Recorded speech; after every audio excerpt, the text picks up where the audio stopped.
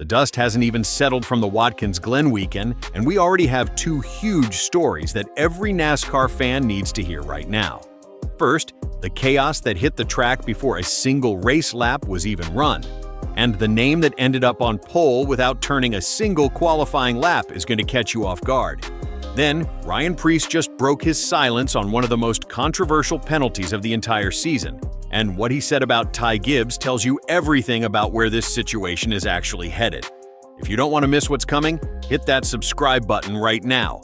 Let's start with Watkins Glen, because what happened there this weekend, nobody saw coming. Look, Watkins Glen is already one of the most demanding tracks on the entire NASCAR calendar. Fast straights, technical corners, elevation changes that mess with your setup. It's the kind of place where getting a good qualifying lap can genuinely make or break your weekend. So when NASCAR showed up on Saturday morning and looked at that 2.45-mile road course absolutely soaked in standing water, they had a decision to make. And real talk, there wasn't much of a decision at all.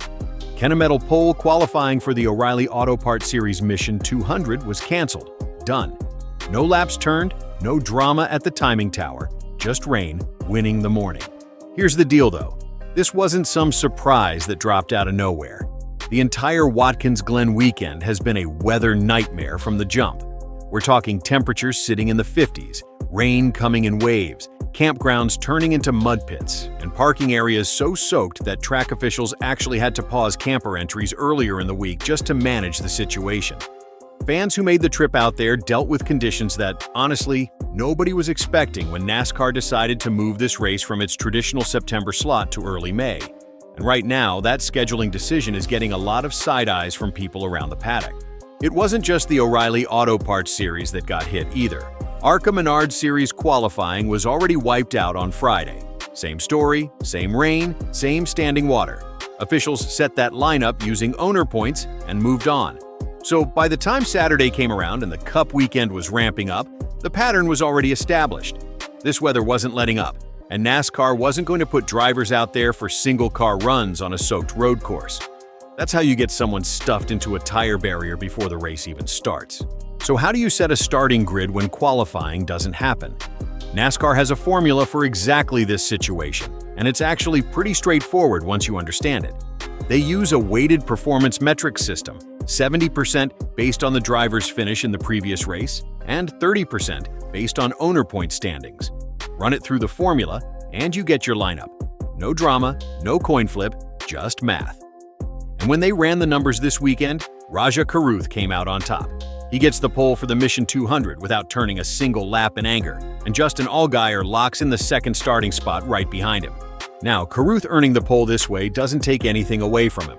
The formula is the formula, and every team knew the rules going in. But there's no question it changes the feel of the race. Part of what makes road course racing so electric is the qualifying session itself. Watching drivers push the absolute limit through the bus stop, carrying speed through the inner loop, getting loose on the back section, that's appointment viewing for a lot of fans. When that gets washed out, you lose a piece of the weekend that doesn't come back. And listen, the problems weren't done after qualifying got axed. Cup Series practice and qualifying were also under serious threat from rain later on Saturday afternoon, with forecasts showing more showers rolling through the area. Teams spent the whole weekend basically preparing for two different races, one dry, one potentially wet, because nobody knew what Sunday was going to look like. Rain tires, adjusted setups, strategy calls that could flip completely depending on whether the sky opened up during the Go Bowling at the Glen. That race is still on schedule for Sunday at 3 p.m. ET on FS1, and teams are going into it with more unknowns than usual. What makes all of this sting a little extra is that NASCAR has already acknowledged the situation going forward. They've confirmed that Watkins Glen will return to its traditional September playoff window in 2027, after this May experiment created exactly the kind of headaches everyone was worried about. September at the Glen is just different. The weather cooperates, the playoff stakes are sky high, and the atmosphere around that race is something the sport built over years. Moving it to May for one season gave us mud, canceled sessions, and fans sitting in the cold. Lesson learned. The good news is the race itself still has a chance to deliver. And if the weather holds on Sunday, Watkins Glen will do what it always does: put on a show. But here's what's really worth talking about when it comes to Watkins Glen and rain: the pressure it puts on teams that had specific plans going into the weekend. Think about it. Every crew chief shows up to a road course with a qualifying simulation already built into their data. You want to know exactly how your car behaves at this track, on this surface, in these temperatures before the race. When qualifying disappears, you lose that last real-time data point. Practice laps help, and NASCAR did manage to get practice sessions in for the Mission 200. Brent Cruz posted the fastest time, with Connor Zilisch and Shane Van Gisbergen right behind him. But practice and qualifying aren't the same thing. In qualifying, the pressure is on. Drivers push harder, find the limit, and sometimes find a little more than that. That information is valuable, and teams that were counting on it had to adjust on the fly. There's also the competitive angle that gets overlooked in these situations. Starting position on a road course matters in ways it doesn't always matter on ovals. Pit strategy, tire management, and track position all behave differently when you've got left-hand turns and elevation changes in the mix. Getting a clean lap in qualifying can move you from a mid-pack start to a front-row start, and that can legitimately change your race outcome. For a driver who needed a strong result this weekend, whether for points, for momentum, or just for confidence, losing qualifying hurts in a real, tangible way. The formula is fair, but it doesn't replace the opportunity. And then there's the bigger picture question about what this season at Watkins Glen is going to mean for how NASCAR evaluates the May scheduling experiment. The decision to move the race wasn't made lightly. There were reasons, logistics, broadcast considerations, all of it.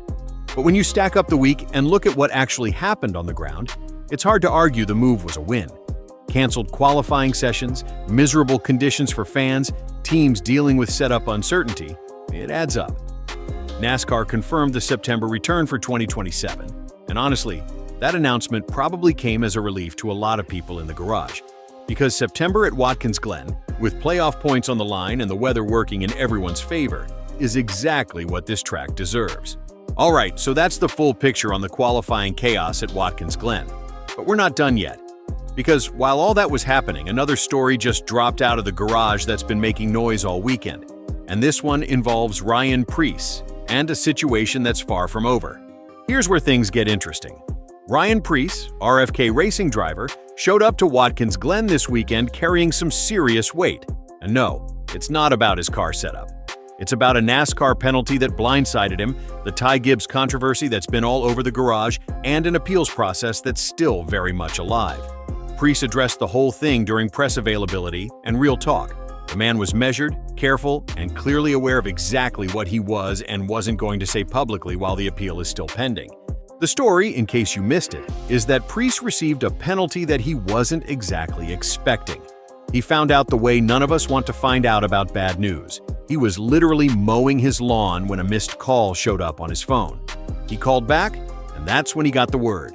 His quote on it was perfect. He was out there at 4:30, bad signal, riding the mower, and his whole day changed with one phone call. That kind of detail tells you everything about how out of nowhere this hit him. What Preece made very clear is that he trusts the process. He said he's thankful NASCAR has an appeals system because it gives him a chance to be heard and share his side of the story. He's not out here torching bridges or pointing fingers publicly. He's playing it smart, waiting for the appeal to play out before saying anything that could make the situation messier than it already is. He also said he has no plans to talk to Ty Gibbs directly until after the process concludes. No confrontation, no drama in the garage, just patience and process. Whether that patience pays off is the question everybody in the paddock is quietly asking right now.